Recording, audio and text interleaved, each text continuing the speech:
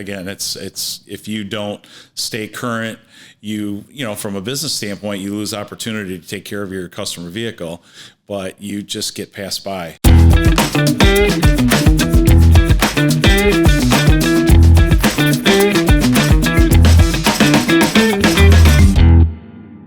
Hello and welcome everyone to a brand new episode of the Auto Tech Show. My name is Mark Babin. Welcome to this brand new show. It's a good one. You're going to be glad that you joined in. Now, on this episode of the Auto Tech Show, we're on the road, as you can see, at the TMC Automotive event in New Orleans, Louisiana. And we're sitting here with a veteran in the automotive space, Martin Redilla. He has over 30 years in the automotive space, including a tenure as a high school automotive teacher, and is now the education manager at HDA Truck Pride, North America's largest and most trusted independent provider of parts and service to the commercial vehicle aftermarket space. Their programs focus on a variety of training opportunities, enabling members and their customers to maintain a competitive edge in the marketplace, something that's all the more important these days. Martin, I know you have a busy week. Thank you so much for being on the show. I really look forward to diving into the topics with you today. My pleasure, Mark. Looking forward to it. Absolutely. So let's jump straight in. Now, as I mentioned in that introduction, you have over 30 years of automotive experience, which is fantastic, and someone that really has some true pedigree in the industry, including 5 years as an automotive high school teacher, which is super cool. With all that experience, I can only imagine you've seen some incredible change over the year. Does anything stand out as a particular challenge or a change over those years? I think technology's got to be the first thing. I mean, in every industry we look at anymore, technology is really commanding the change from every angle. Vehicles today are so much more sophisticated, which fortunately requires the need for more education. I mean, it goes so fast that if you don't stay current with it, you're going to get left behind quickly. Yeah, and over the years, I guess that education factor has been more important than ever. Yeah. Again, if you don't stay up with the changes, you will be passed by very quickly. There are still some things that somebody who is not, I shouldn't say not well educated, but not maybe as current in their education can still do. There are some very simple things and some processes that haven't changed and may never change for a long time.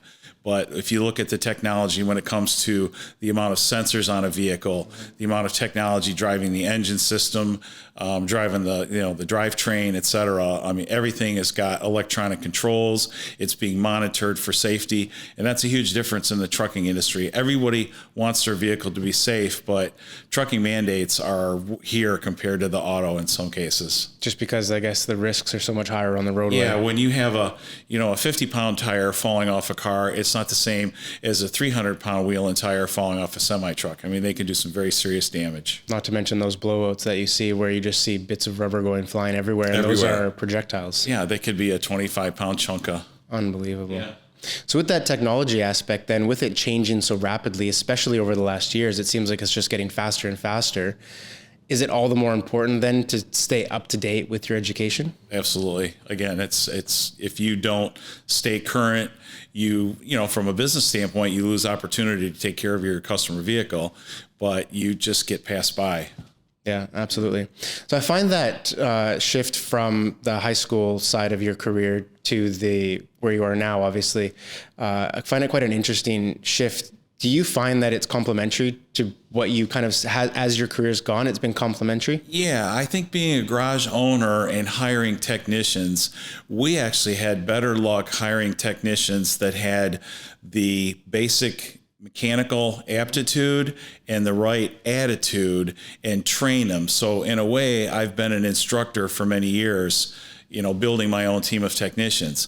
Taking that to the high school, I think is one of the best experiences ever. I mean, kids love to learn. There's a lot of,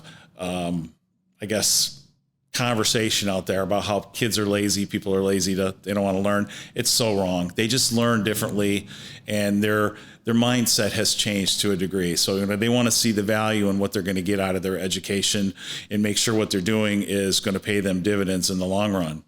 Yeah, ultimately they want to have a successful career. And I think they need to learn that can happen here. Yes, it was just an absolutely tremendous experience. Again, when you see a student have that aha moment where they get something and they kind of know they're going to be okay, it's very exhilarating, really cool.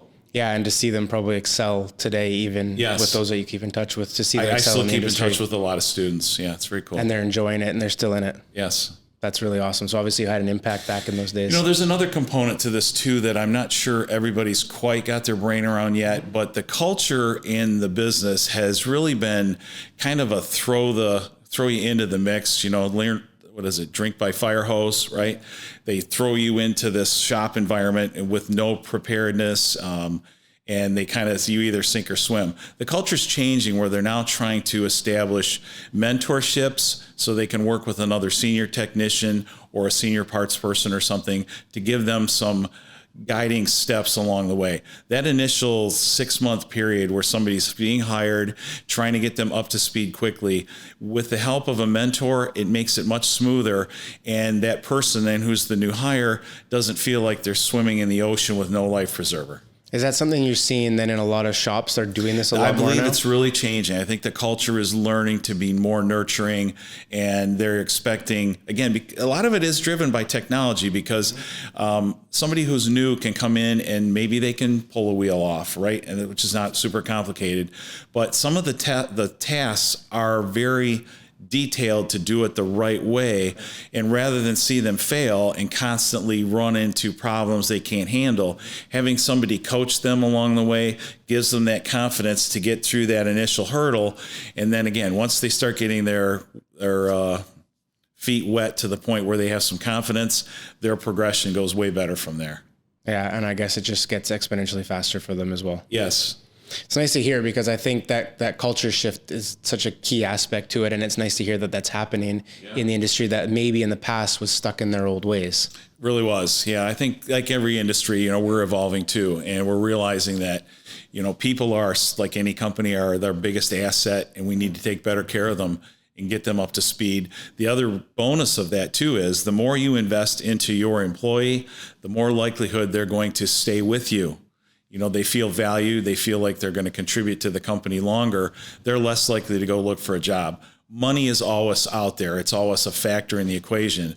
But people stay with a job more because they feel like they're contributing, they feel valued, and they like the people they work with. Yeah, and it makes them want to stick around rather than go shop around for which reduces your turnover, which trying to find a technician today, I think the average cost to find a new employee, a statistic they actually released this week, I think is about $24,000 to get a new employee, hired and onboarded. And if you can reduce that turnover by 50%, your company's going to do better financially. Yeah, and have a more strong culture within the team, Absolutely. Which just makes you more efficient. Yep. So it really comes down to that cultural aspect really as a core It's for huge. everything. And when you're teaching students and when you're teaching people now, do they understand that they have to contribute to that culture? Like, is there something they're looking forward to? I think people look for a path to prosperity, a path to success. Anything you can do to help keep them on that. I don't think anybody looks for the free lunch. I think they know they have to do the work. But I think making that work palatable enough so they can see the gradual steps of what they need to do really improves the outcome. Good to hear. I think that's super, super encouraging to those looking in the industry and those wanting to get into it, more importantly, because we need people in the industry right now. We need people. Yeah. Our technician shortage is just huge. And a lot of it is because, first of all, there's not as many people coming into the business. You probably heard the folks getting ready to retire in this industry is at a peak. And so in the next few years, it's suggested we're going to lose between 30 and 50% of the people in the industry. So we need a new influx. In the past, college has been the path that parents have felt is viable because it has a pretty decent success rate. You go to 4 years, they can see that, you start out with your basics and then you get into your specifics of a field, then you have a pretty good chance of landing a job and starting a career. Career tech and career tech related industries are now showing there are other ways to achieve that path. And not everybody's meant to sit behind a desk. Not everybody's meant to be a 4-year student. Whereas those that are hands-on type folks, you use your hands and your brain in this career, which is not, people really don't necessarily associate that. It's not just being a mechanic or using your hands in that sense. You really do have to be smart and know what you're doing, and pay attention and process and problem solve, critical thinking skills, all those apply. I think what you said there, not just a mechanic, is such a key way to phrase it. You're a true like engineer. You're in a some technician, way. absolutely. Yeah, and in all aspects, there's technology to play with, which is cool. Of course, there's incredible vehicles that you get to work on with so many different types of technology within that vehicle. So it's not just bolting tires on and off like the stigma would have you believe. Yeah, and it's really not. And again, most of the shops, you talk about the culture, many of the shops now are not as clean as a doctor's office, but they're significantly better. I mean, the old days of walking in and tripping over brake parts, it's really not that way anymore. I mean, these are very, very, especially in the trucking industry, they're very good paying jobs with a lot of satisfaction. Again, especially for somebody who likes using their hands and their brain, they can walk out, having that fixing the problem that others have tried to fix and can't do it, or completing something. You actually have that sense of accomplishment that really is rewarding in a career. Yeah, that's good to hear. Something we spoke about on the lead up to this session today, obviously, is your close connection to organizations like the Automotive Service Excellence, ASE. How do educational initiatives like ASE certifications, how do they contribute to the professional development of individuals in the industry? And does it move things forward more quickly? I'm not sure we have enough time for me to answer all that. For the first thing is ASE is dedicated to making the industry better. Their standards and criteria for their technicians, as well as parts, they have parts certifications as well, really take that individual from here and move them to here. Somebody who can pass an ASE test tends to be of just a better cut, right? They tend to be a little more knowledgeable, and they also show that they put in the extra effort to do the training to get to that level. Another aspect of that too is ASE certifications help the organization by monitoring the status level of their technicians' knowledge base. In other words, if somebody's got certification in everything, they're probably a pretty well-rounded technician.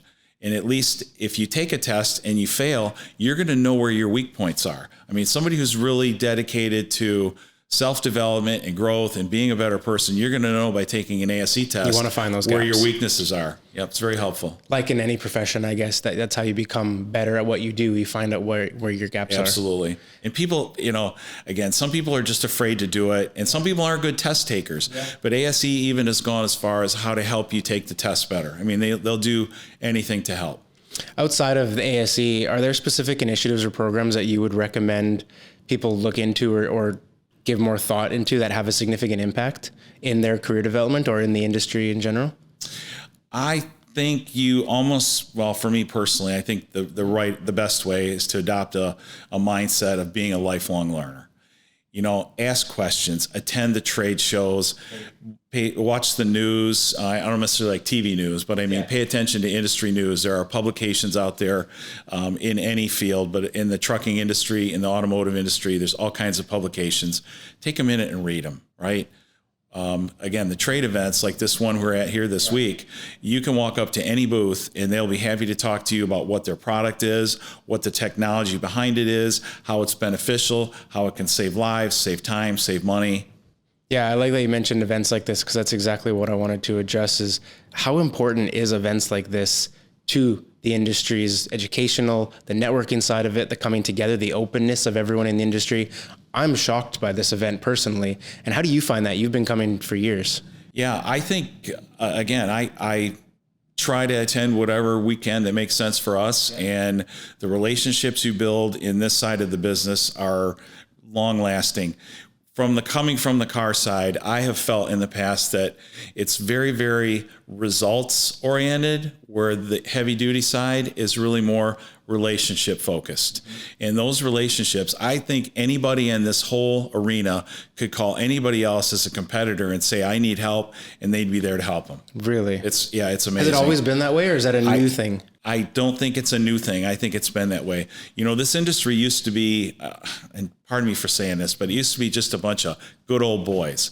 And with the onset and advancement of the amount of female in the industry, they have been welcomed, and I think we're seeing a change in that sense of it. But no matter what, they all boil down to the relationship they have. this guy's been my supplier for 20 years. Unless there's something really wrong with that relationship, I'm not going to break the relationship.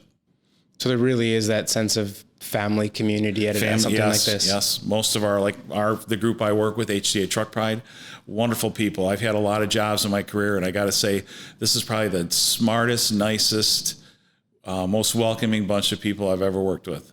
It's such a contrast, I guess, to what you would assume from the outside. Yes, You see trucks, you see fleets, you see it has an aggressive nature to it, an over competitive nature to it. Yes. And, there's a stereotypical image of a trucker, right? And they show they'll show some person that gets out of the truck that, looks a little rough or something like that. It's not that way. These are just regular people, living their lives, doing a job. It's so important to what we have. When you make that phone call or press the Amazon button and your Lululemons are here the next day, it's because of trucks. I mean, if you bought it, a truck brought it. And that industry is so important. We couldn't do without it. Hospitals, there's statistics on what would happen to business and safety issues and municipalities if trucking ever failed or stopped. In 3 days, the world would change. Well, I think we all saw it even just with recent events. We all saw what happens when there's an instant stop on something. Yes. Everything sort of is shaken. Yeah. And I guess it shows how important, like everyone suddenly had an interest in logistics and supply chain and transport all of a sudden. Yeah. And that's an important moment because it opens a lot of people's eyes to the importance of it. And at events like this, I guess it just highlights that we have to be sort of prepared for things like this. Yeah. Is that some of the challenges that you see being addressed now is being more proactive in preparing for things like that? Yeah, especially when you mention the supply chain too. I know our group has really gone out of their way to make sure that they have resources outside of the normal set, if you will, in case we lose a supplier from some area for whatever reason, or there's a shortage in raw materials, whatever it might be. We try to make sure we have alternatives for our membership so that they always have the parts they need. Is that a key aspect to what you guys offer as well for your membership is being able to supply these companies with those resources, but not only the resources, the assurance that there's kind of a support network behind them? That's exactly why we are here. We are a support network for our membership. And with that in mind, we do whatever we can to make sure we have the most consistent, reliable suppliers at the best price with the best service and the best reputation. I mean, we never want to sacrifice quality at any price. I mean, you always want to make sure you get the best value, but at some level you have to stop and say, this is just doesn't fit our portfolio. Yeah, which is an important thing to realize. And for the companies that you work with, obviously it's important for them to be able to prioritize that as well. Yeah. So obviously we're at the event this year. There's lots happening. Anything that you're particularly excited about seeing or conversations that you've had that have got you excited over the last few days? Yeah, I think some of the new ways they're looking to generate power. Many of the trucks run what they call a reefer trailer. It's a refrigerated unit. And they're looking at some new technology to help create electricity to drive that unit. As we try to walk away from fossil fuels, I think everybody's realized we can't just pull the plug and break the. So we're looking for alternative ways. And, true to form, our country has been very innovative at everything. And it's cool to see how companies are looking at new ways to do things a little differently without making horrible changes. Still use what they have existing, like in the case of a wheel end or an axle or something like that. Instead of changing the whole thing, let's see what we can do to generate electricity from it without reinventing the whole wheel. And does that then, from the fleet's point of view, that must be a conversation of interest because they're prolonging the life of their fleets, keeping uptime as high as possible? Yeah, fleets drive everything, and uptime is exactly what keeps the fleet moving. So we have a cost factor on everything that they do. A quarter or half a mile a gallon to a fleet is a huge amount of money. And so whatever they can do to, first of all, you have to keep safety first. And it's very, very prominent in this industry. Secondly, you got to do whatever you can to keep the truck on the road at the best price available. Can you speak to the sustainability point? Because you mentioned it there on that shift towards being more sustainable and how important that is from your organization's point of view and the work that you're doing. Is there anything specific that is driving that sustainability shift? I think, again, goes back to the change in technology. And even though we're not ready for it yet, we are actually trying to collect information to at least start breaking the ice for our technicians and parts sales folk to know, hey, this is some of the technology we're starting to see. When you're looking at some of the voltages that these trucks work at. I mean, electric truck, some of them are up to 900 volts. Your wall outlet's 120 and that'll zap you. 240 can hurt you bad. You start getting 900 volts. And again, safety is the number one platform for all of that. You touch the wrong wire the wrong way, you don't get a second chance. So we're trying to introduce some training and education initiatives to introduce these concepts. So again, part of the reason we can't just break away from fossil fuel is not only we don't have the infrastructure grid to handle it, but we also don't have the training or safety protocols in place. I mean, you have to cordon off an area where you're working on an electric truck, and there's quite a bit to it. Yeah, it's a really good point. That's a reason why that shift can't happen too quickly, because the resource and the hardware side of it, you're right, that needs to happen, and that's far from being there. But the educational side is a whole different aspect to it. How do we even take care of these vehicles? Well, in some cases, there's been car fires on some of these battery electric vehicles. And, we've heard stories where some of the corporations will tell you if there's a lake, push the vehicle in a lake. That's the way to put it out. I mean, some of these fires are deadly. Non-stop. Yeah, and they just keep going for days. The fumes are horribly toxic. They're very tough to put out. You need special kind of fire extinguishers. And if you have people trapped in one of these vehicles that's a high electric voltage vehicle, you're going to need special tools and techniques to get them out. I mean, it's crazy. So this brings up an interesting question then. As this technology advances, how do you approach the educational side? Is there, you have to stay on top of things, obviously, and then you have to somehow convert that into something that you can teach. Yes. So how do you stay on top of that? Well, I think being aware is the starting point. You have to be up to speed on what's coming out. And again, the bleeding edge of technology usually takes a while to make it to the mainstream. So it's not like it's an urgent need, but the awareness, I think, needs to start somehow, again, just by introducing the concepts to folks so they understand some of it. But I think that you have to just gather all the information you can. There are other companies out there that are building educational materials, and we try to partner with some of them, to use some of their training as well. More collaborative. Absolutely. Which seems like, and again, it just keeps is the roots of this industry. It really is. Yeah. Everyone is really collaborating to move things forward so that everything can move forward. It's like open source in the best way possible. Yeah. There's enough business for everybody. Yeah. I think that's an important thing to realize. Yeah. And once you realize that, it sort of takes the heat off of trying to one up your competition and, again, collaborating. Hey, listen, I need something here. And if you look at any particular truck or even car for that matter, but they're all built by companies that manufacture systems. You've got an engine system, a propulsion system, if you will. You've got transmissions, you've got wheel ends and drive axles, and you have electrical systems that run lights or air conditioning. And they're all companies that make these, and they're shared between different manufacturers in some cases. So that collaboration is really important to make sure that who's ever servicing that can find the information readily. And so the whole right to repair, maybe you've heard about the right to repair. That's a huge thing. I'm not sure people quite get the gravity of that completely, but I think everybody needs to be aware of if Congress cannot pass the Right to Repair Act, then that means every technology could be limited to access. And so if a guy's John Deere tractor breaks down in the field, he won't have to wait 3 months for somebody to come out and fix it and lose the crop that he's, trying to pull in. So, and that has impacts on people everyday's life. Yeah. Something else I was going to mention too about this industry. It's everywhere around us. Yet what I found in my high school days were, especially even as owning an auto garage, is how important and in front of us it is it's almost invisible to young people. And it's just tremendous opportunity. Again, you've got great people to work with. You've got a good financial base to work from, and it's just fun. I mean, vehicles are interesting. The technology is great to work with. So, especially if like you're building car models as a kid, there's a career path in there. Absolutely. It can be more than just a hobby. It can be a profession. Yeah. And something else I think too, that we as an industry could do better is to get our younger people involved, or get people involved at a younger age. Robotics has been an industry. I don't know if your school where you're at had robotics teams. They start kids out in some cases in third grade Lego robotics, right? And then when they get to junior high, there's another series. When they get to high school, I think it's FIRST Robotics. So by the time that student's done with a few years of robotics, they're actually fairly adept at this. Yeah. So a company like General Motors or another robotics firm, Fanuc, whatever, they have students ready to go to work coming out of high school. With like brilliant minds. With brilliant minds and experience.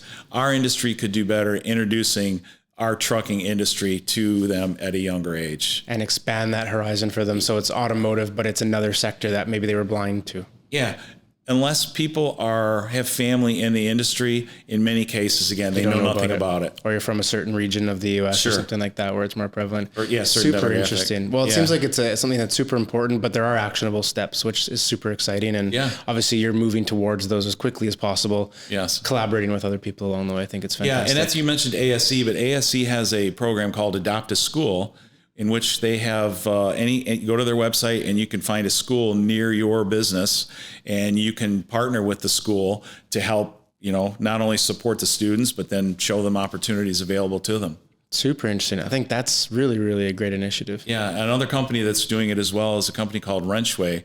A fellow by the name of Jay Gennanen has created a platform in which they have opportunities for schools to receive donations. Like maybe it's an auto garage or a trucking garage has extra parts they may not be using. Maybe they're takeoffs, but a school can use them as an educational piece. Cut an engine in half and see how it works, or just let them take it apart. I mean, it's great experience. Dump it, give it as an educational piece. Yeah. That's amazing. Well, hopefully it continues that way. And it sounds like that's going to be key to this staffing gap that's going to approach us even worse in the next few years, like you said. Yeah, I think that's what's really driving it all. I mean, people have realized that our industry is running out of people. There's a ton of opportunity. How do we connect that opportunity to the next generation? Fantastic point to finish on. Keep us all thinking and leaving us wanting more. I love it. Martin, thank you so much. This was fantastic talk. I've learned a ton. Hopefully the audience has as well, but I appreciate your time today. Yes, sir. Anytime. And for those listening and watching this episode, thank you very much for joining us. Hopefully you've learned a little bit as well and are ready to take some of those next steps forward and maybe just do a bit more research and up that educational game. I think there's lots of resources out there. HDA Truck Pride, of course, we'll have resources down below in the podcast notes, and we certainly encourage you to check them out. But a big thank you to Martin for joining us today, and a big thank you to all of you for listening and watching. So we'll bring the podcast to an end there. Again, thank you all so very much. Wishing you a fantastic day wherever in the world you may be. We'll see you on the next episode very soon. Bye for now. We're up.